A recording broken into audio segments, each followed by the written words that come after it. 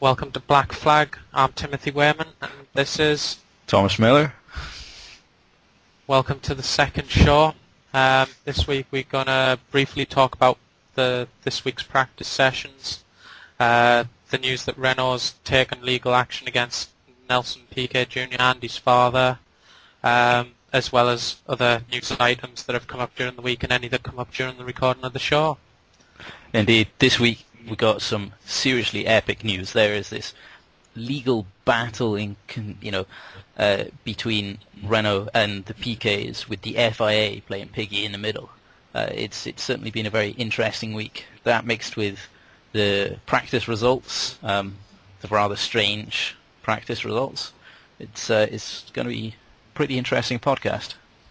Yeah, the FIA could themselves be in a bit of bother because they seem to have, well, at the moment they seem to be the leak of all the evidence that's coming about the Piquet incident. As of about 12 o'clock today, which is Friday, the 11th of September, Renault announced that they were bringing legal charges against Nelson Piquet and his father for false allegations that they convinced Piquet that he should purposefully crash his car on lap 14 in an area that had inadequate equipment to deal with the crash, and would bring out the safety car so that Alonso would be brought into the lead of the Grand Prix.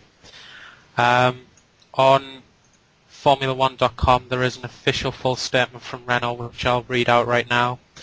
The FIA has announced that it is to hold an extraordinary meeting of the World Motorsport Council on the 21st of September. The ING Renault F1 team is to attend the meeting and answer allegations that members of the team conspired with Nelson Piquet Jr.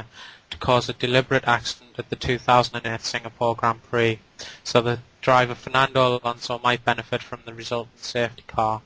The ING Renault F1 team had not commented publicly during the FIA's initial investigation into this matter. However, today the ING Renault F1 team and its managing director Flavio Briatore personally wish to state that they have commenced criminal proceedings against Nelson Piquet Jr. and Nelson Piquet Sr. in France concerning the making of false allegations and a related attempt to blackmail the team into allowing Mr. Piquet Jr. to drive for the remainder of the 2009 season. The matter will also be referred to the police in the UK. This came about last week, that there was allegations that Renault had told Piquet to crash his car on lap 14. What's new that's come about is the fact that not only is that supposed to have happened, but Piquet and his father then tried to use that to keep Piquet's seat for the 2009 season. There's certainly another side to the story. Piquet claims, obviously, that Renault asked him to crash. Now, looking at both statements, Piquet's statement we're not going to read because it was very long. We've posted it on our forums. In full. Yes, in full. However, he highlighted that Renault asked him to crash by the technical director and his manager. Now, he also stated that they were refusing, at that time he was under a lot of stress because they were refusing to renew his contract or give him the results of his application for a renewed contract with Renault. And they were also at the same time asking him not to apply to other teams. And getting him to do that on what seems to be a pretty much weekly basis. Yes, but this kind of sets up a bit of a scenario. Imagine you're Piquet, right, and this is your future in the Formula One, and you're being sort of run around a bit by Renault saying, we're not being told a contract, but don't talk to anyone else. Well, he wasn't told that he wasn't getting a contract. They were just withholding the results. So it could have been a yes, could have been a no. However, that does put Renault in a perfectly ideal position to then request him to do something which he wouldn't normally do, because he was worried about his future in the F1. At the time, he was hitting about 16th place in the previous race, so he was rightfully worried about his future in the F1. Yeah. However, this could be rather elaborate. I mean, it should be reasonably easy to record the dates of when he was finally told whether his contract's getting renewed or not. So that should be reasonably easy to substantiate or not. However, the claims either way of whether they asked him to crash kind of pointing towards PK's innocence at the moment, just based on that one fact. Yeah, it is looking pretty bad for Renault at this moment in time.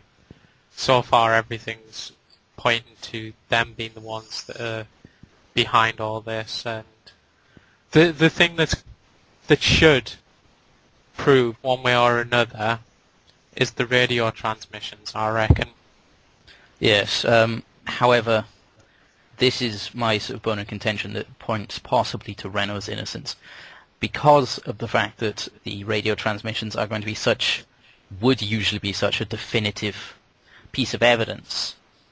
It would be really, really stupid, like phenomenally stupid for Renault to say, no, this is all lies, PK did it all himself, and then obviously have a radio transmission that would have been heard by the 8 people that listened to the radio during the race, and then anyone who wants to listen to it afterwards.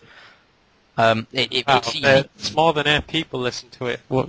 Well, potentially more than 8 people listen to it. Yeah, but there's always the set minimum. There's always the team of about 8 people that sit there and listen to it during the race. So at least 8 people, I should say then. But possible, because it was ITV that was showing it at the time, that ITV had access to it, because of course, as you know, ITV and now BBC can play the team radios, don't they? But that all depends on who decides when they can listen to it and what's made available for them to listen to it. If the See, I thought it was selected, so messages. It is, but I'm not too sure. Interesting. But that's the one thing that I would say that points to Renault's innocence, because of the fact that such an obvious piece of evidence like the radio transmissions, you'd think they wouldn't be so stupid as to deny it and then like have this massive big piece of evidence that's obviously going to catch them out. But you've always got the thing of, like, to me, for Renault to do this, to me it just seems like a big, not a cover-up, but it just has that thing to me that this is like a distraction, and that they're trying to like regroup and decide what they should do. And a good way of doing that is to tell everyone that they're going to bring charges against PK and his father for it. So you think that's kind of like a red herring attack? Yeah, I think they're doing this on purpose to take the heat off them for a while. I mean, the thing that was pointed out when I was watching practice is that you can see this is taking a huge strain on the team, because Pat Simmons was sat at the pit wall and he was doing stuff, and to me the guy just looked like he wanted to go and sit somewhere and cry. Yeah, I mean, you could definitely imagine that. So I don't know. From over the years, from what Briatore's like, that, you know, I know that I've never like had any press access or anything like that to him. All I've seen is what's on the TV and what I've read.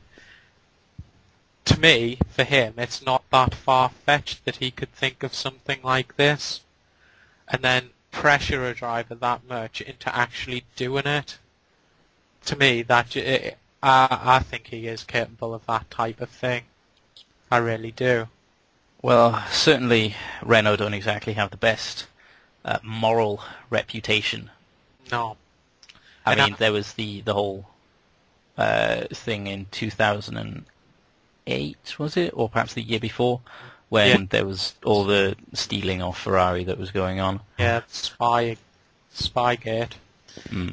But I don't know. If this is the case, I could honestly believe that no one but Briatore has thought this up. And I reckon that Pat Simmons and all the others that have been asked to attend have been pressured into this. But that's a lot of people to pressure. I mean, if one cracks, then the whole thing's blown wide open. Yeah, but let's face it, Briatore's the manager. He's got the money to throw around. If you look at the way he acts, what he does, and the way he goes on, he has the resources to make sure people don't crack. And I'd I guess imagine so. he has plenty of dirt on people that work for him.